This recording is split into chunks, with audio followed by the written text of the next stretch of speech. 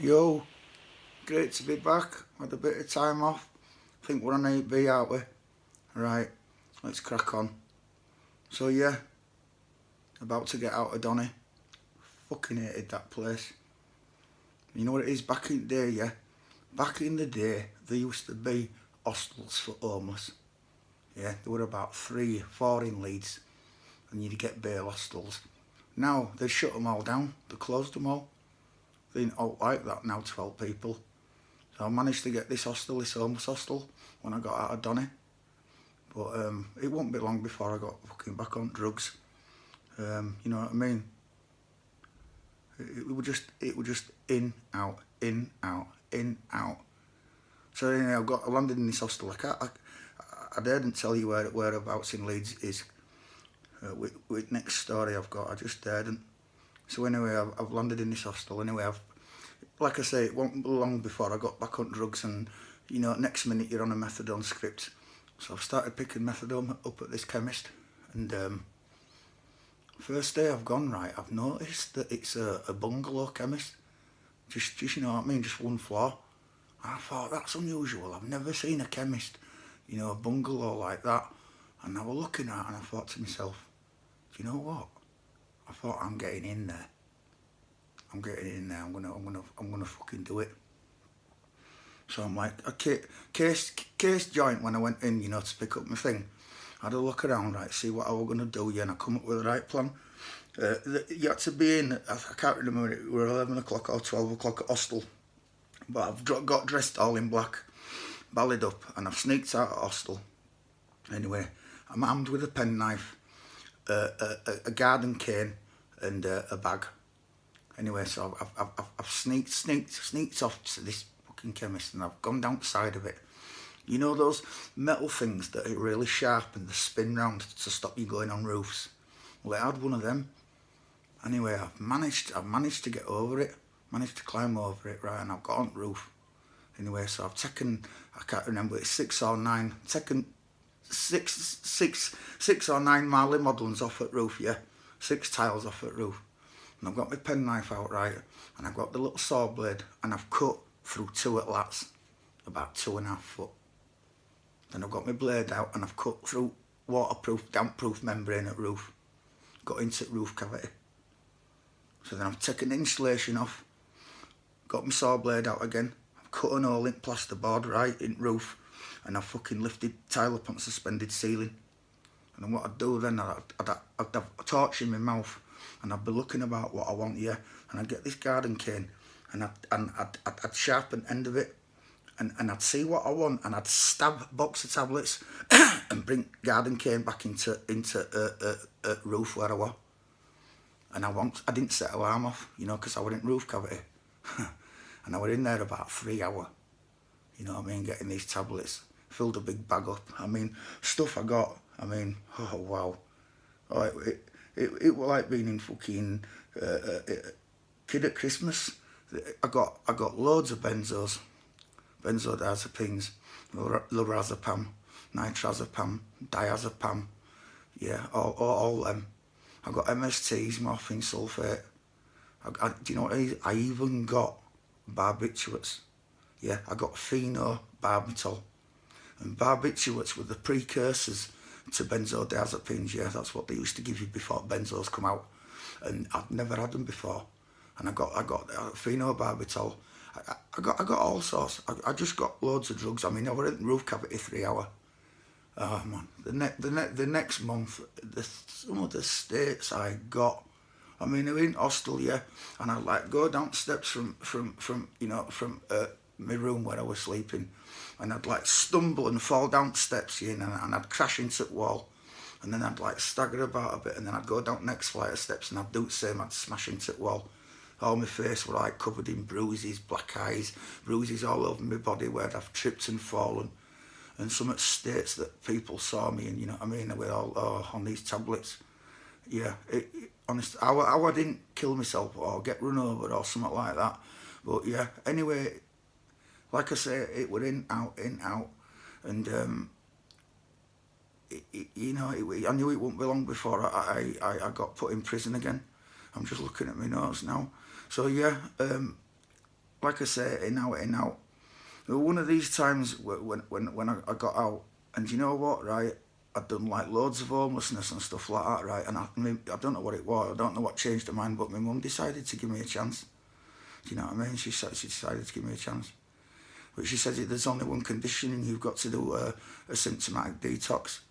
Now, a symptomatic detox is a detox from opiates, right? But you don't do like opiates. You don't do dihydrocodeine or methadone, you know, to wean you off it. No.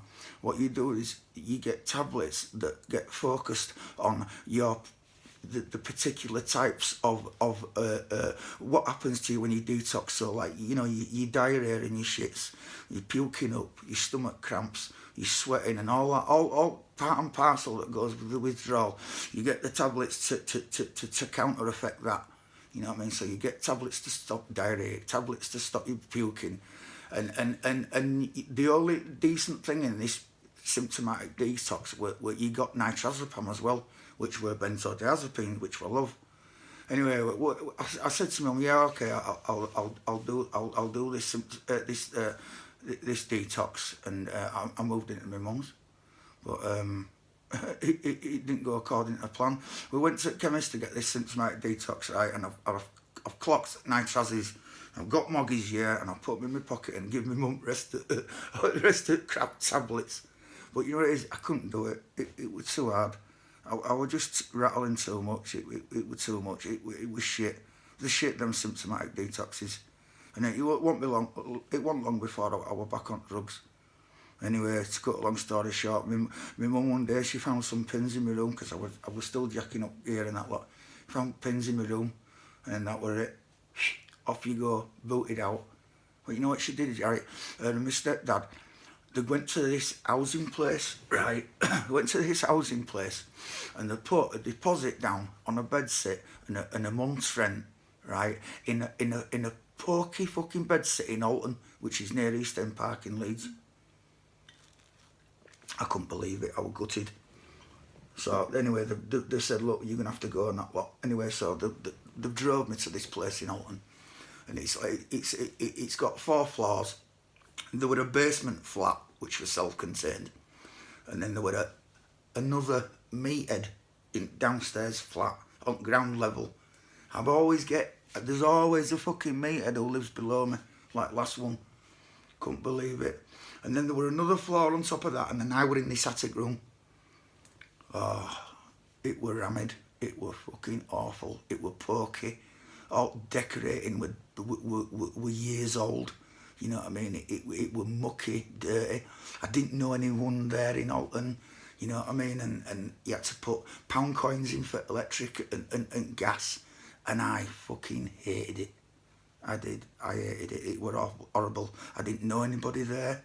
You know what I mean? I were on my own. Anyway, I would, you know, I were that depressed and fed up. And, you know, you go back on drugs. And it wasn't long before I was getting into trouble. And police were coming to the door. But do you know what it is? I found the right hiding place. In this attic room, you know where walls are? And walls are only like 4.5 foot high. You know, and then you've got your roof that comes down, yeah? Well, there were a little hatch, a little square door, which led you into space on eaves where loft was, yeah. And I got a sleeping bag, and a couple of bottles of water, and I stashed them in this thing, yeah. Anyway, busies when I got in trouble, busies come at the door, yeah. I did. When the car pulled up, I'd look out the window, right, slyly, yeah.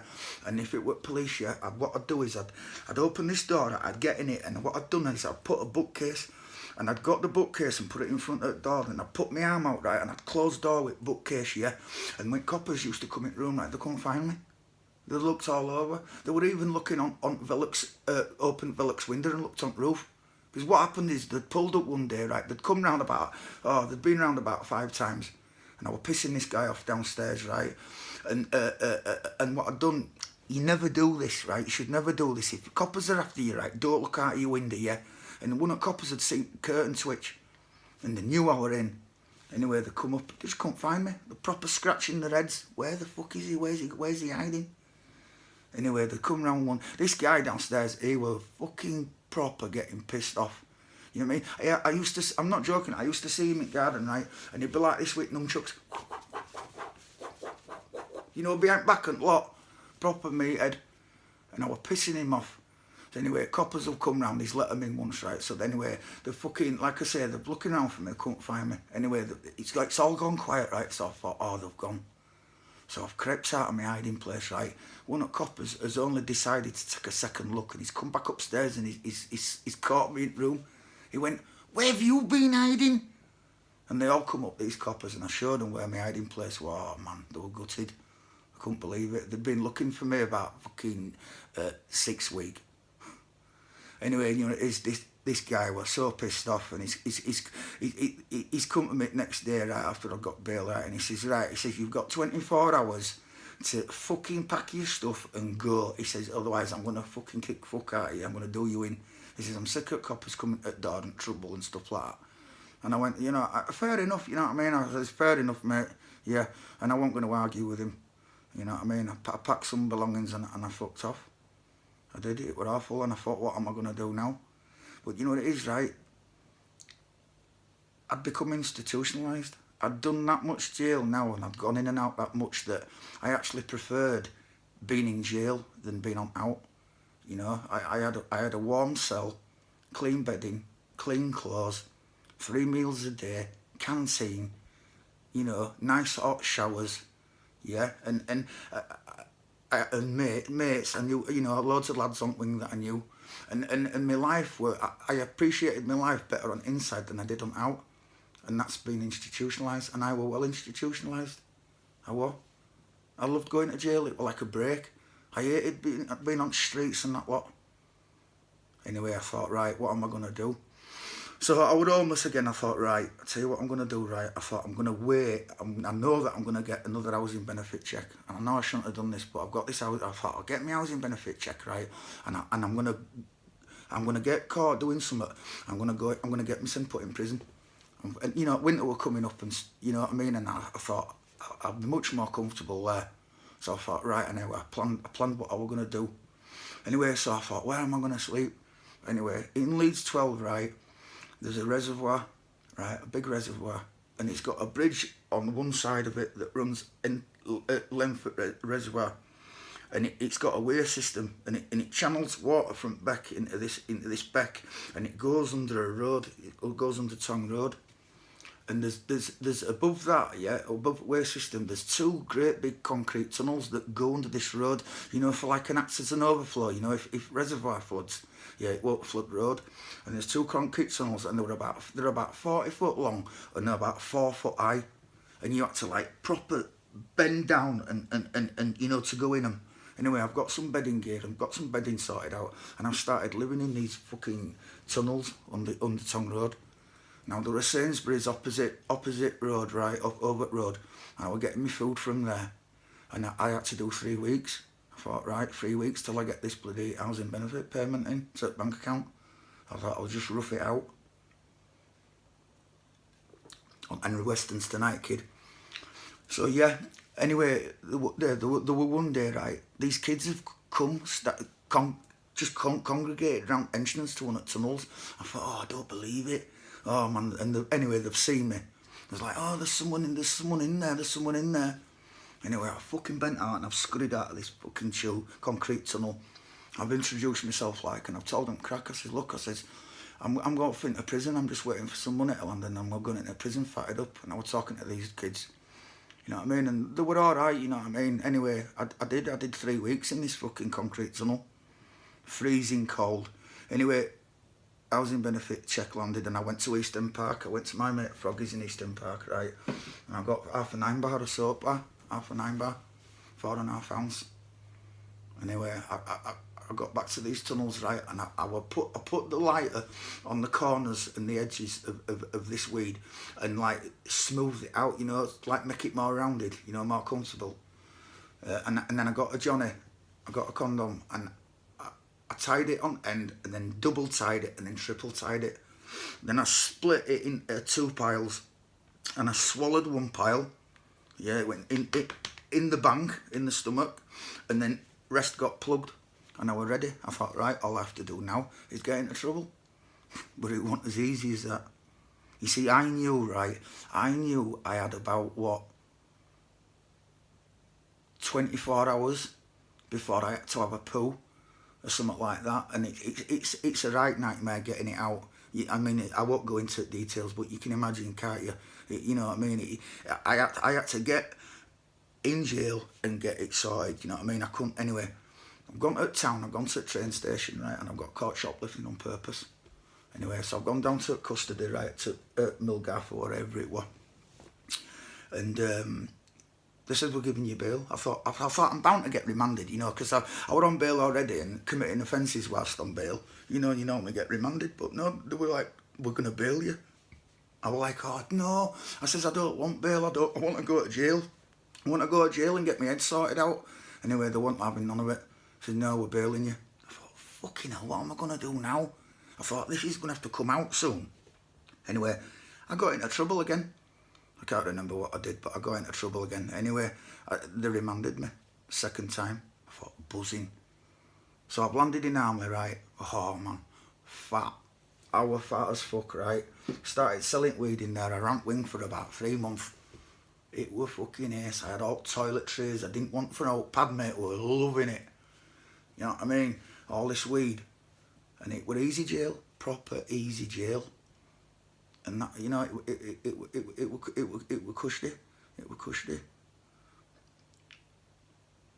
Anyway, like I say, yeah, I'd go in, I'd get out, I'd go in, I'd get out, I'd go in, I'd get out.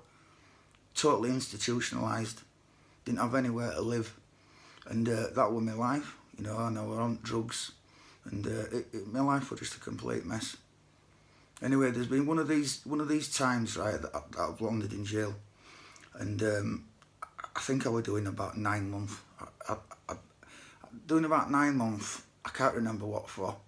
And I thought to myself, at the start of the sentence, you know what I thought, do you know what? I thought I've never ever read the Bible from cover to cover.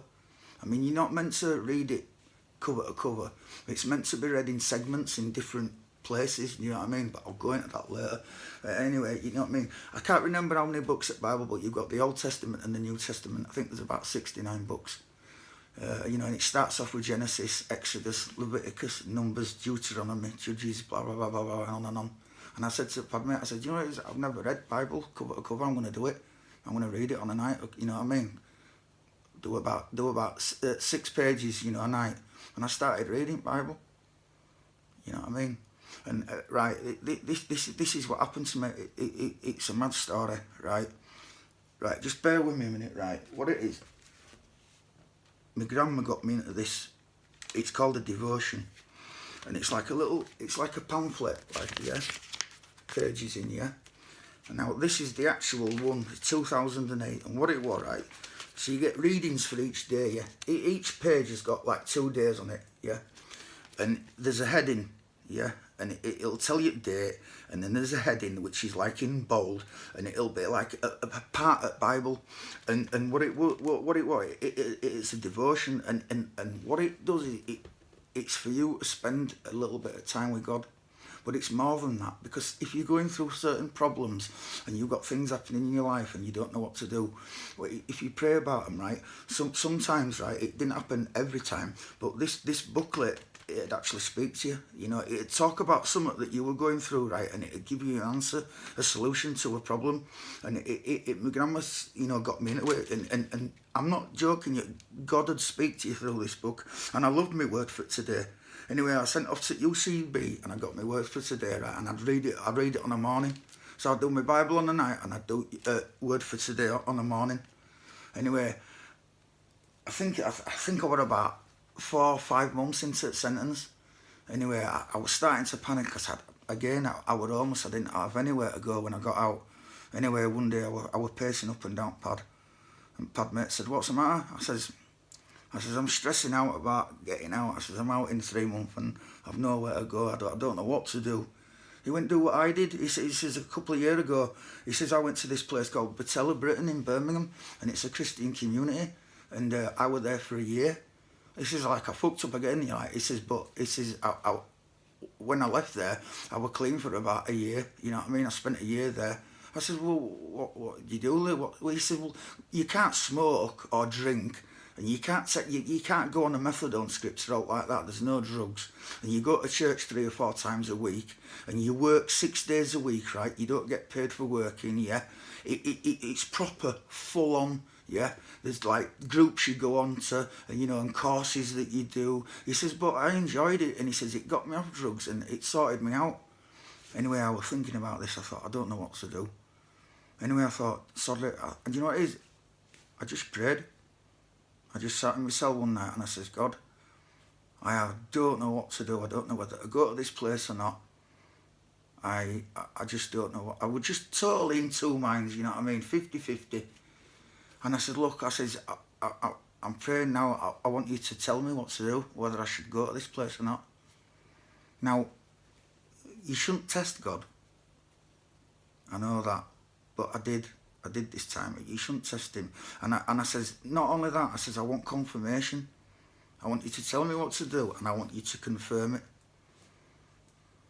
Anyway, so, you know, it was mental. I said that prayer, right?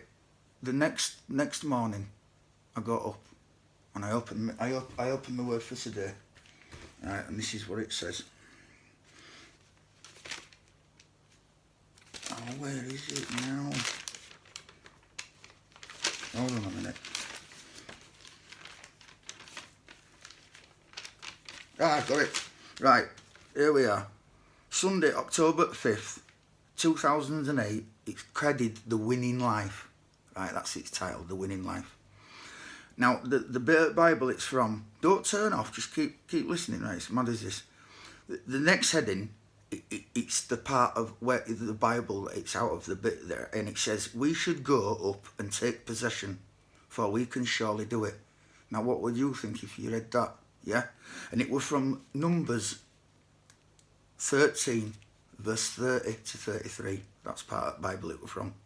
And I'm reading this. Now, let me just bear with me a minute, yeah? I'm just going to give you a bit of a basic info. So you get your Bible, right? Anyway, you know, Moses and 10 Commandments and all that stuff, right? 10 Commandments had just happened, right? And Israelites were being held in captivity in Egypt, and they were building up pyramids. There were slaves, right? And Moses, right, he wanted to free these Israelites, right? Because God had a promised land for them. And he's gone to Pharaoh's, right? And he says, right, I want you to release my people from bondage. Anyway, they won't. Anyway, I don't know whether you've heard 10 plagues. God sent 10 plagues onto Egyptians. Anyway, after 10th plague, they says, right, yeah, you can go. Anyway, the free Israelites. Anyway, they thought, they'd only been gone like a day, and then they thought to themselves, hold on a minute, we've let all these Israelites go. Who have we got to, like, build us pyramids and do stuff like that? And they changed their minds and chased after them. Now, I know you've heard of this, you know, Red Sea parting, Dead Sea parts. They've chased these Israelites, yeah, and they've crossed the Dead Sea, and then waves have all come crashing down on Egyptians. Anyway, they've gone through this desert, and they're working their way to this promised land, and Moses is leading them.